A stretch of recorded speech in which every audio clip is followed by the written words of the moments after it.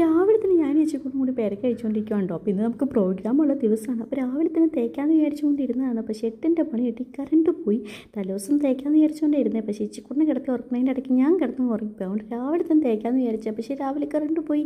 എന്ത് ചെയ്യുമെന്ന് അറിയാൻ പാടായിട്ട് കുറച്ച് കഴിഞ്ഞപ്പോൾ കറണ്ട് വന്നു. പിന്നെ വേറെ ഒന്നും നോക്കിയില്ല.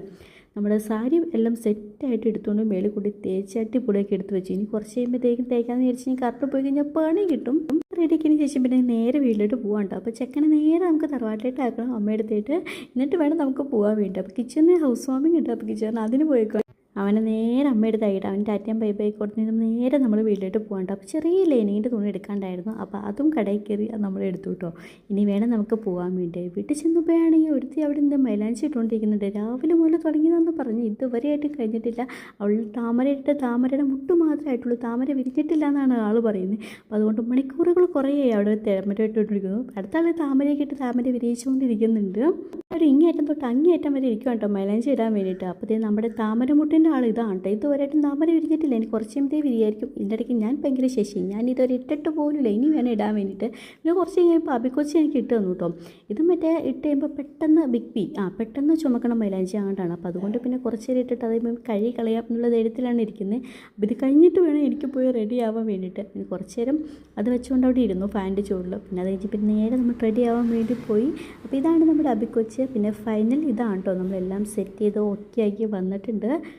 എല്ലാവരും മൊത്തത്തിൽ നിന്ന് റെഡി ആവണേൻ്റെ തിരക്കിലാണ് കേട്ടോ. ഞാൻ എൻ്റെ പാവാടയൊക്കെ ഒന്ന് മാറ്റിയിട്ടുണ്ടായി. കഴിഞ്ഞ പ്രാവശ്യത്തെ പാവാട ആയിരുന്നില്ല ഈ പ്രാവശ്യം കൊടുത്തിട്ടുണ്ടായിരുന്നേ. അപ്പോൾ അതുകൊണ്ടത് മാറ്റി വേറെ എടുത്ത് നമ്മൾ തയ്ച്ചിട്ടുണ്ടായിരുന്നു കേട്ടോ. അപ്പോൾ നമ്മുടെ കുട്ടീസൊക്കെ ഇതാണ്. മൊത്തത്തിൽ എല്ലാവരും നല്ല പുട്ടിയാണ്, ഞാൻ ഉൾപ്പെടെ പുട്ടിയാണ് കേട്ടോ. നമ്മൾ വണ്ടി കയറി നമ്മൾ ഇതേ പ്രോഗ്രാം നടക്കുന്ന സ്ഥലത്തായിട്ട് എത്താറായിട്ടോ. അവിടെ ചെന്നപ്പോൾ നമ്മുടെ സമ്മേളനമായിരുന്നു കേട്ടോ. സമ്മേളനം തീരാറായിട്ടുണ്ടായിരുന്നു. പിന്നെ കുട്ടികൾക്ക് പ്രൈസ് സമ്മാനമൊക്കെ കൊടുത്തുകൊണ്ടിരിക്കുമായിരുന്നു. പിന്നെ കുറച്ച് നേരം ഞങ്ങൾ അവിടെ ഇരുന്നതിന് ശേഷം പിന്നെ മൈതിലിക്കാരുടെ കയ്യോട്ട് കളിയായിരുന്നു. 2 കയ്യോട്ട് കളിയാണ് ഉണ്ടായിരുന്നത്. അപ്പോൾ ഇത് കഴിഞ്ഞതിന് ശേഷമാണ് ഞങ്ങളുടെ കഴിഞ്ഞ പ്രാവശ്യം നമ്മുടെ പന്തം കത്താത്തോണ്ട് നമുക്ക് ഭയങ്കര സങ്കടമൊക്കെ ആയിരുന്നു കേട്ടോ. അപ്പോൾ ഇതാണ് നമ്മുടെ ടീം. നമ്മുടെ ടീമിൻ്റെ പേര് ത്രിനേത്ര എന്നാണ് കേട്ടോ. അപ്പോൾ നമ്മൾ മൊത്തത്തിൽ 16 പേരാണ് കളിക്കാനുള്ളത്. പ്രാവശ്യം നമ്മൾ തൂത്ത് വാരിക്കൊണ്ട് പോന്നിട്ടുണ്ടായിരുന്നു. മൊത്തത്തിൽ അടിപൊളിയായിരുന്നു. നമ്മുടെ പന്തൊക്കെ അടിപൊളിയായിട്ട് കത്തിയിട്ടൊക്കെ ഉണ്ടായിരുന്നു കേട്ടോ. അതുകൊണ്ട് ഭയങ്കര സന്തോഷമായിട്ടുണ്ടായിരുന്നു. ഇവിടെ നമ്മൾ 2ാമത്തെ പ്രാവശ്യമാണ് കേട്ടോ പന്ത് എടുത്തിട്ട് കളിക്കാൻ വേണ്ടിയിട്ട് പോകുന്നത്. 2ാമത്തെ തവണ ആദ്യം കത്തിച്ച് കളിക്കാൻ വേണ്ടി നോക്കിയപ്പോൾ എന്ത് ഇതാവുന്നുണ്ടായിരുന്നില്ല.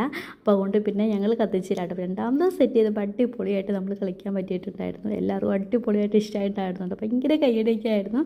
അപ്പോൾ ആ പരിപാടിയും കാര്യങ്ങളൊക്കെ കഴിഞ്ഞു. പിന്നെ കിച്ചറിനെനിക്ക് ഐസ്ക്രീം വാങ്ങിച്ചു തന്നു. കുറേ നേരം ചോദിച്ചതിന് ശേഷം ആളെനിക്ക് ഐസ്ക്രീം വാങ്ങിച്ചു തന്നു കേട്ടോ. വേറെ ഒന്നും കൊണ്ടല്ല, നീർക്കിട്ട് പെട്ടെന്ന് ഓടി വരും.